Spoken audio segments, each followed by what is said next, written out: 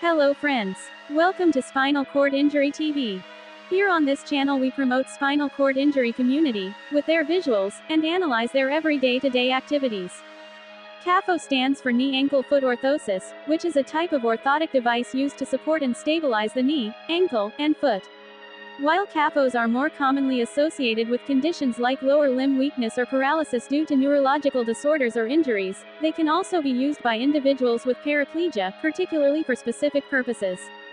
KFOs may be utilized for individuals with paraplegia, which gives ambulation support. In some cases, individuals with paraplegia may have partial leg function or limited mobility.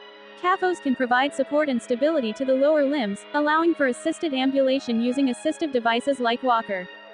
It's important to note that the use of KFOs for individuals with paraplegia should be assessed and prescribed by healthcare professionals, such as orthotists, physical therapists, or physicians specializing in spinal cord injury rehabilitation.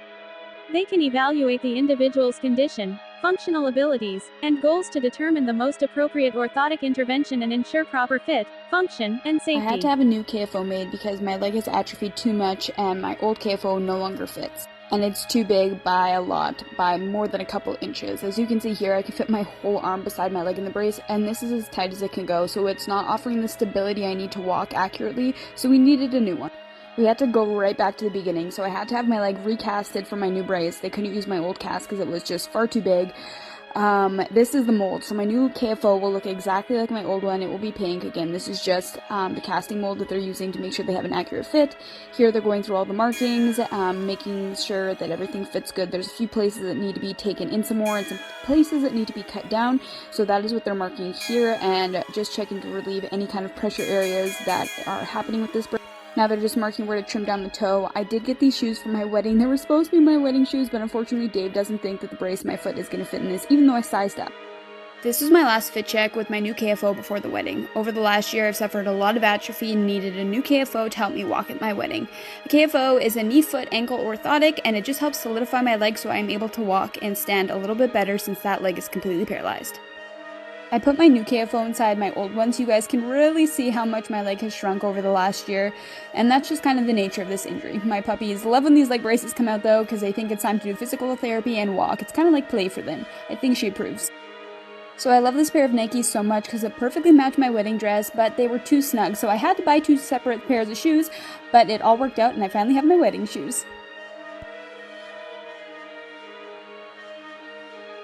It's time to get wedding ready.